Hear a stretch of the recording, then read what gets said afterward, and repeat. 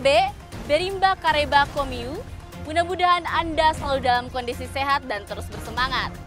Saatnya Anda menyaksikan berita Sulawesi Tengah bersama saya, Della Rizka. Rangkaian informasi aktual dan menarik akan kami hadirkan untuk Anda. Berikut 3 berita utama hari ini. Polda Sulteng memastikan keamanan surat suara untuk pilkada di Sulteng.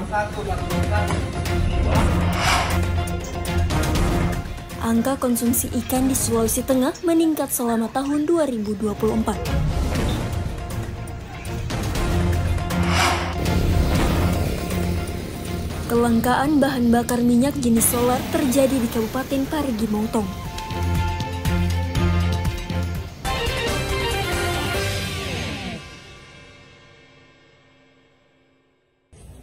Kepolisian daerah Sulawesi Tengah menjamin distribusi logistik pilkada berupa surat suara akan sampai di lokasi dengan aman dan lancar.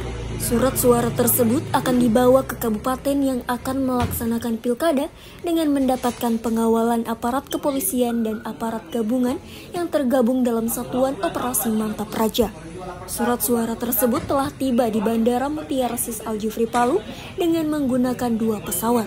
Sebanyak 200 personil keamanan dikerahkan untuk mengamankan kedatangan logistik pilkada tersebut. Selanjutnya akan dibawa ke seluruh kabupaten yang akan menyelenggarakan pilkada.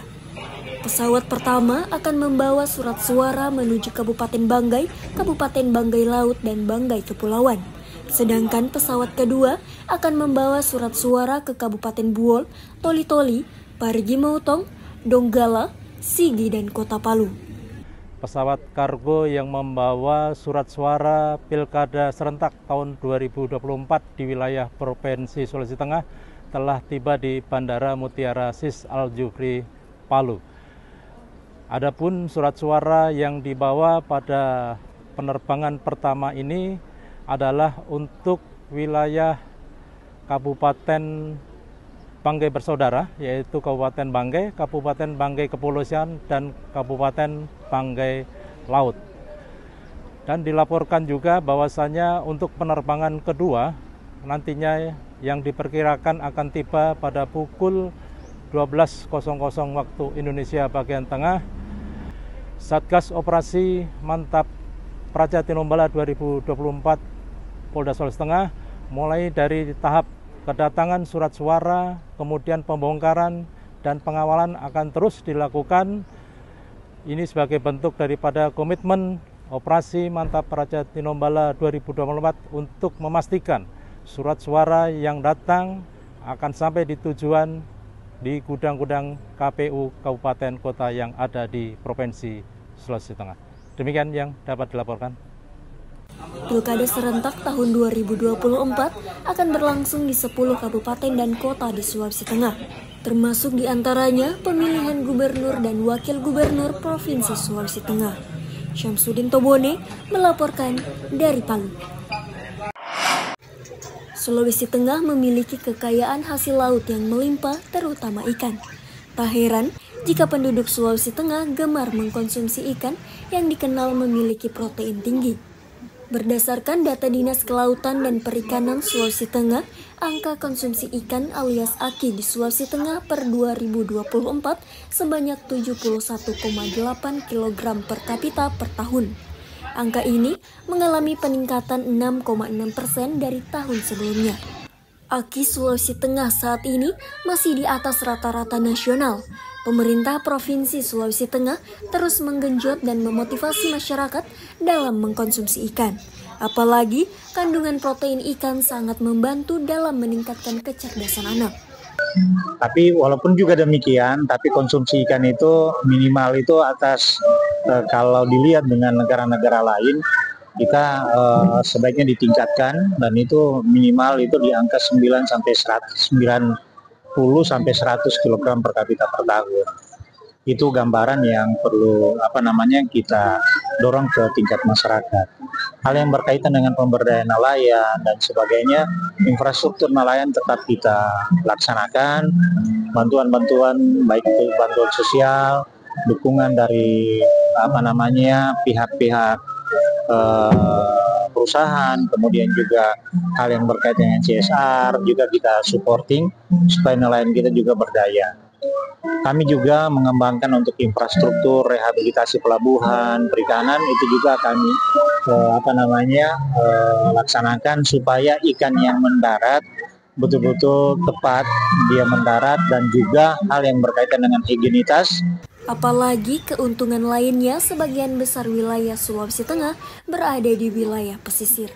Pemberdayaan nelayan, infrastruktur, serta bantuan sosial bagi para nelayan sangat diharapkan. Hal itu dapat mendukung pemasokan ikan di Sulawesi Tengah dan mendukung salah satu program menu makan bergizi Presiden Prabowo Gibran. Syahrul Cahya melaporkan dari Palu. Tingginya kebutuhan masyarakat Sulawesi Tengah menggunakan jasa layanan transportasi udara membuat pihak pengelola Bandara Udara Mutiara Sis Al-Jufri Palu terus berbenah. Salah satunya dengan membangun depot khusus pengisian bahan bakar pesawat. Pembangunan sarana khusus pengisian bahan bakar pesawat ini ditandai penandatanganan kerjasama dengan salah satu perusahaan swasta. Ini merupakan depot ketiga di Indonesia setelah PT IMIP Morowali dan Cibubur, Jawa Barat. Lahan pembangunan depot tersebut terletak di sebelah selatan landasan pacu Bandara Mutiara Sis Al-Jufri dengan luas 3.814 meter. Proses pembangunan ditarget rampung tahun depan dengan kapasitas tangki bahan bakar sebesar 110 kiloliter. Kami berharap bahwa penyediaan bahan bakar pesawat dapat lebih terjamin, kemudian PT DPR itu meningkatkan penerbangan sehingga frekuensi pesawat maupun penumpang dapat terlayani lebih baik untuk menumbuh kembangkan ekonomi di Sulawesi Tengah. Jadi perbedaan yang jelas bahwa penerbangan itu bisa memilih mempergunakan pengisian pesawat dari Pertamina atau dari PT DPR. Dengan kontrak ini menjadi dasar pertama kali di seluruh bandara yang merupakan bandara publik ada 2 DPPU di seluruh Indonesia. Hanya satu ini. Hanya satu-satunya di Indonesia. Ya, mudah-mudahan nanti bisa ditiru sehingga pelayanan semakin meningkat. Kehadiran depot pengisian bahan bakar tersebut nantinya sangat membantu pesawat-pesawat komersil yang beroperasi di Bandara Mutiara Sis Al-Jufri Palu. Apalagi frekuensi penerbangan di bandara tersebut terus meningkat. Julianus K. melaporkan dari Palu.